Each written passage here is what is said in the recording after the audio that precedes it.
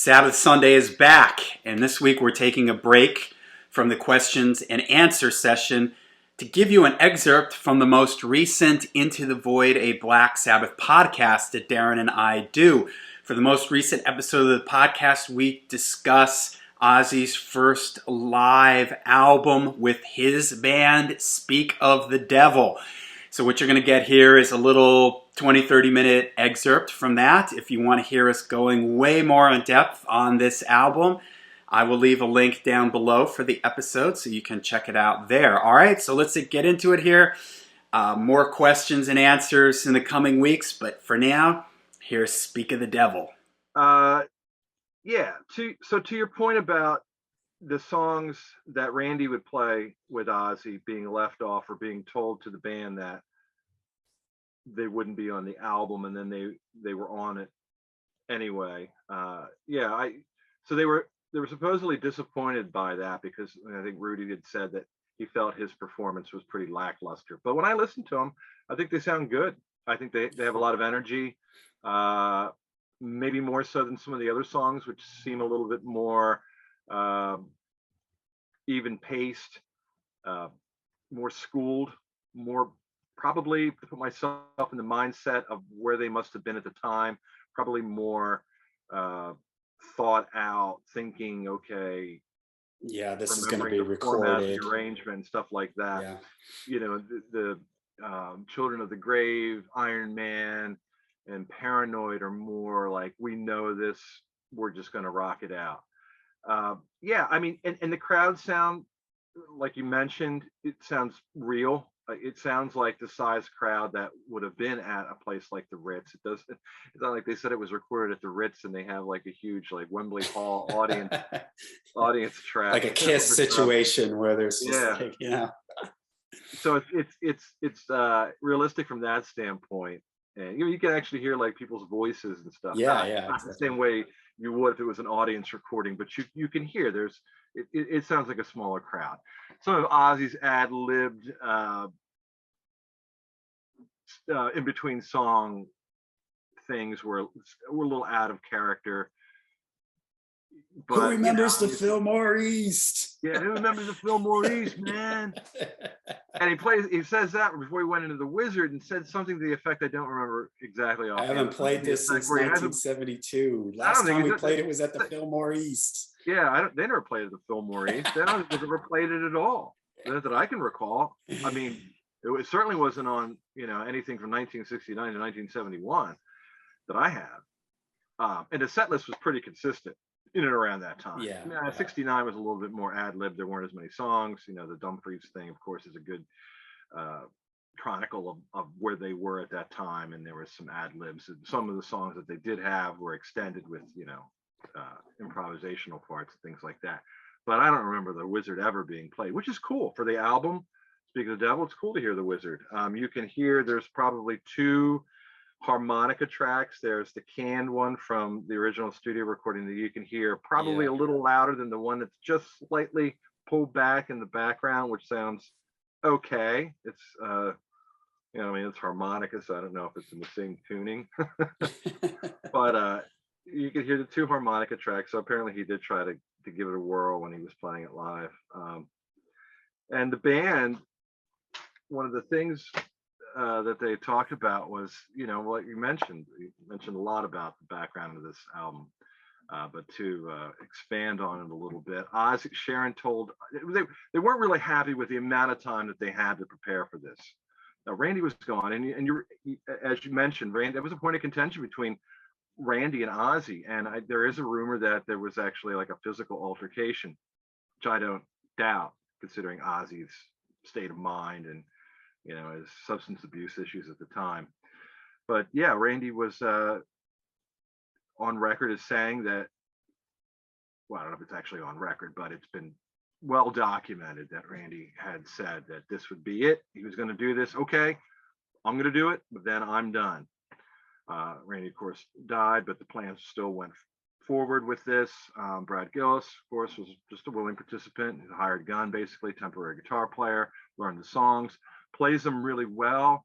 He doesn't try to play them exactly the way that Tony Iommi does, which I think is a bonus. and also kind of tasteful in a way. He does bring his own slant to the songs. I like the way he plays um, Snowblind in particular. Looking over the track listing here, I'm sure we're going to go into a track by track rundown, but I like the way he plays Snowblind. Fairies Wear Boots is cool. I like the way he plays War Pigs. It's just slightly different from the way that we're used to hearing them on the Black Sabbath records, and I appreciate that. I think it gives it in spite of the way that this was ill-conceived, I think it does give it an Ozzy Osbourne solo band feel, and I appreciate that. So even though these are Black Sabbath songs, it does kind of, because of Brad, and I like the way that Rudy's bass sounds on it. Rudy's bass is in the mix. It pops through. You could hear his licks. I don't know. I'm not a bass player.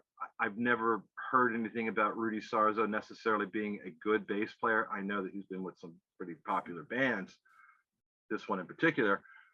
But this is, and I guess it's really the first time we've actually heard Rudy with Ozzy, because even though we thought, at this time.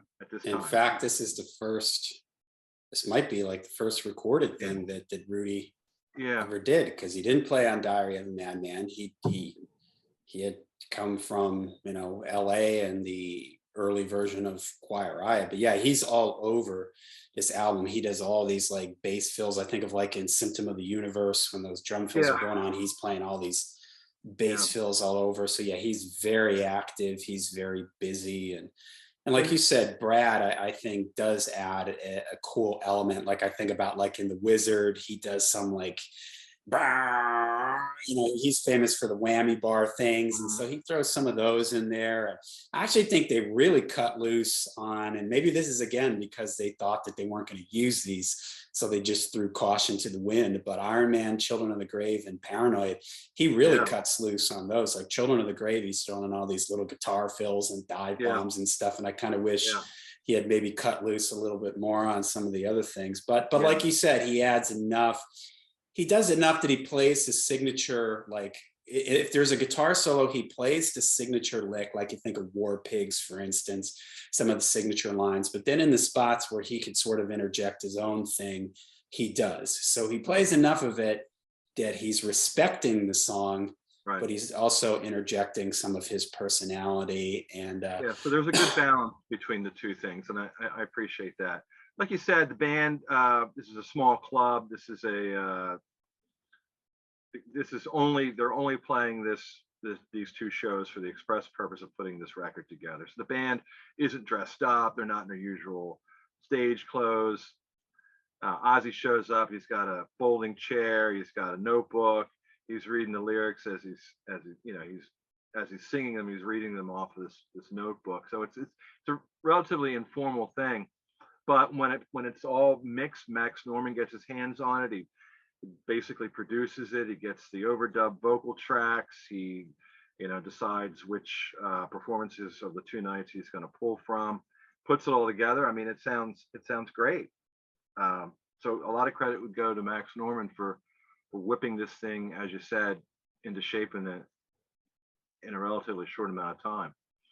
The other thing that I think is important in the backstory of this is that there was, in addition to fulfilling the contractual obligation to Jet Records, there was also the desire to Black Sabbath they were working on or were set to release a live album, and Sharon was aware of that and wanted to make sure that Speak of the Devil came out before Live Evil. And it did. It came out a month before.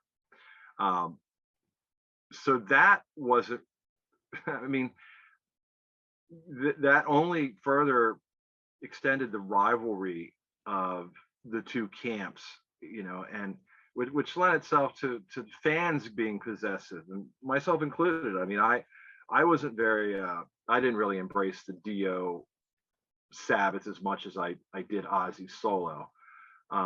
But this sort of thing kind of lent itself to that friction in general, not only from Black Sabbath to Ozzy, Ozzy to Black Sabbath, but to the fans too.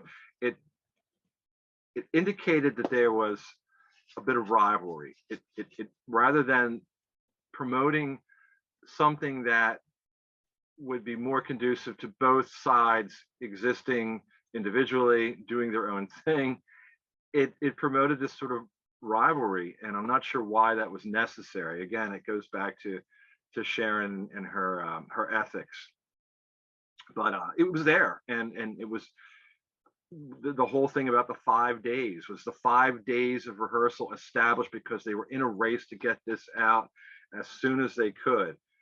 As it was this was released in November. Live Evil came out in December, so this was already on the store shelves by the time Live Evil came out, which was what the intention was, and there it was. In the U.S., I think Speak of the Devil outsold Live Evil considerably.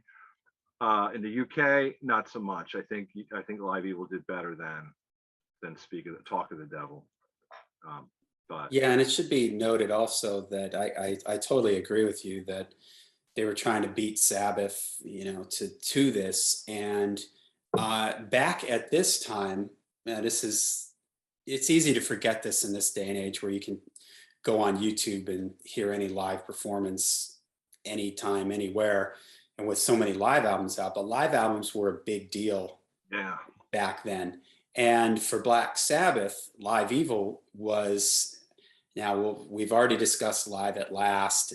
Live at Last was an album that the band did not endorse. So for all purposes, Live Evil was the first official live Black Sabbath album. And so that should have been met with a lot of triumph and fanfare and lead up to.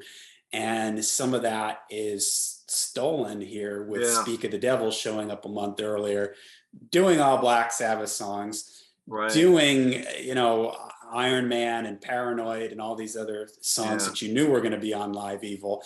And on top of that, the fans, they have this sentiment for, okay, these are the songs that Ozzy sang on. And then you've got Ronnie coming in a month later with his versions, and it just created this whole thing. At the time, you're seeing advertisements for Speak of the Devil, you're seeing advertisements for Live Evil. I would say that Ozzy's career is at this point like a rocket, going up, whereas I would say Sabbath's is starting to level off in some ways. As much as I love Mob Rules, and I believe it was a success for the band, Ozzy was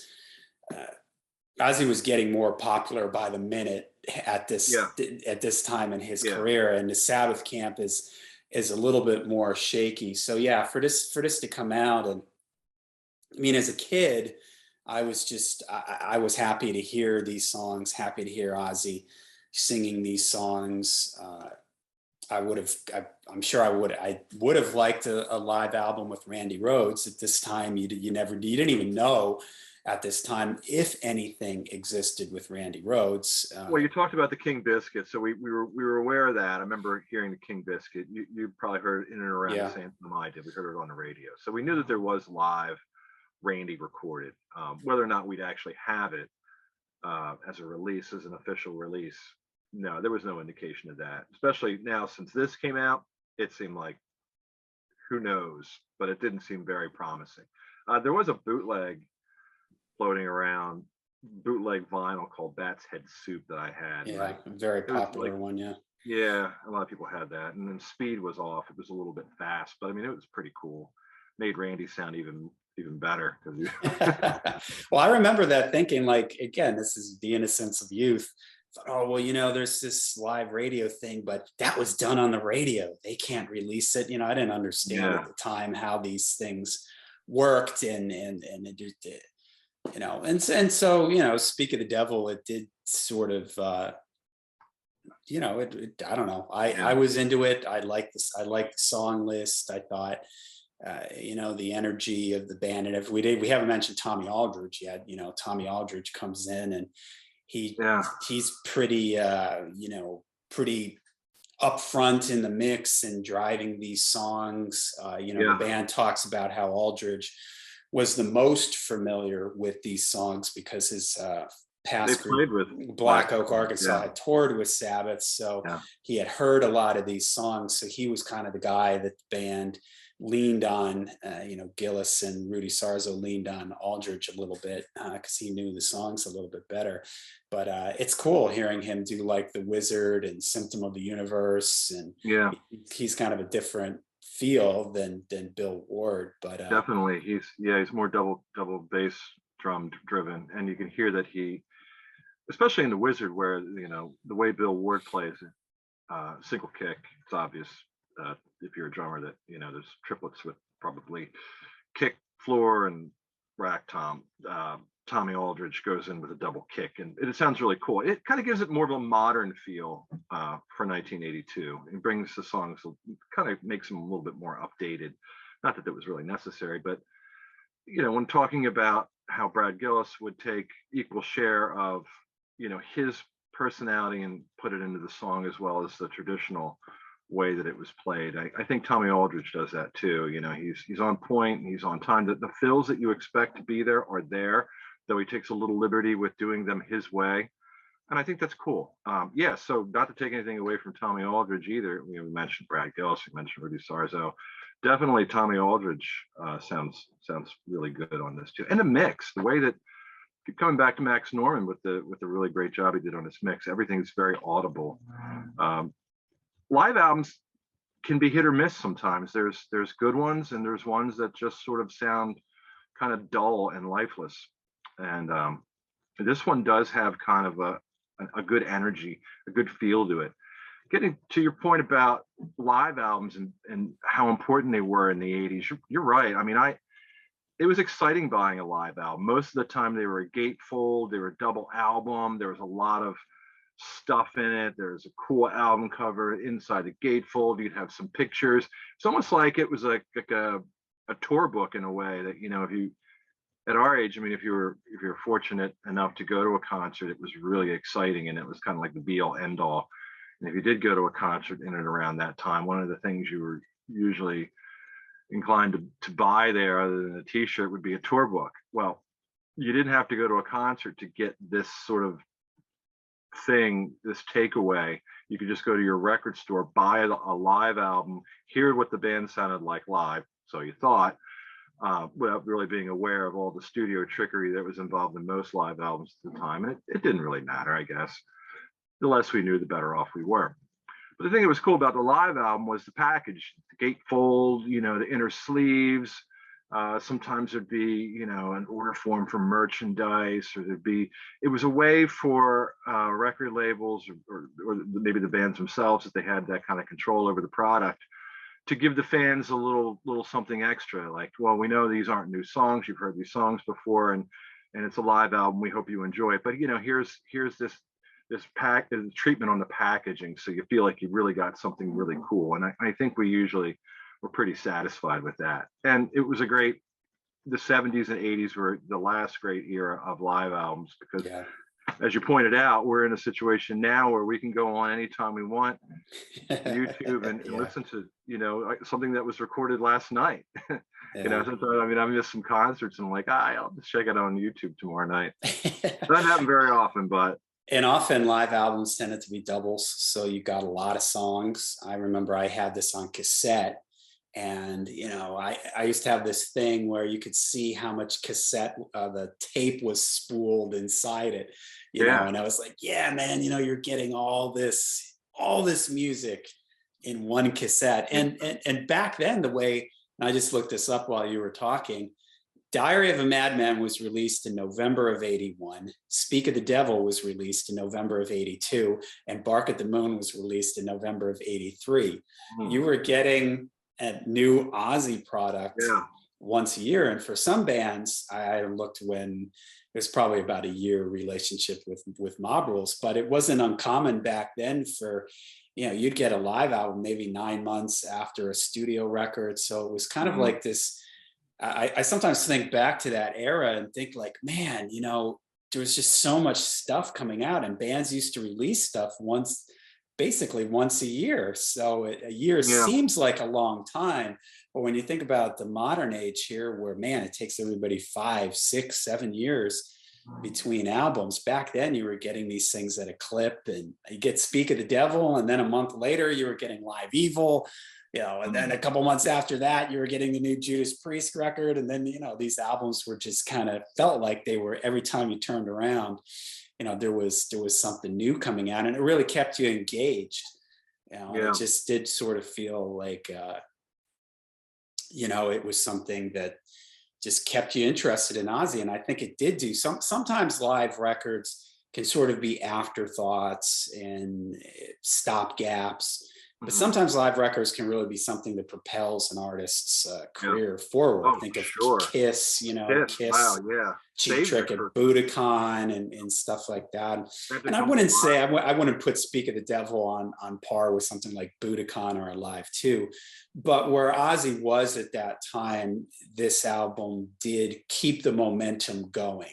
And being with what had happened with Randy passing away, you talked about this at the end of the Diary of a Madman episode, that Brad came in and it was just sort of this stabilizing thing. Like, Brad Gillis seems like a super nice guy, a real down-to-earth guy. He kind of comes in and he's able to calm everything down. I mentioned in the intro, and we really didn't talk about this. Maybe this is something we can give a moment to, because it is something that gets confused a lot in history.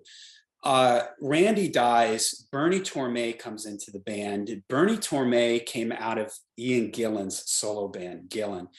And I don't think it was ever really intended for Bernie Tormé to be a permanent situation. No. I think he was a come in, get us through what you can get us through. But for some reason, history has, and this may even come from Ozzy, I think this has come from the Ozzy camp, that, Bernie Tormé couldn't handle playing in front of a large audience, which is silly, because Gillan maybe wasn't quite as popular as Ozzy, but he was still playing on big stages with Ian Gillan. It wasn't like he was some unknown that had never played on a stage before. So, Bernie Tormé sometimes doesn't get the credit that he deserves for coming in on basically with no notice, flying over, getting him through those, what was it, like 5, 6, maybe 7 shows or something.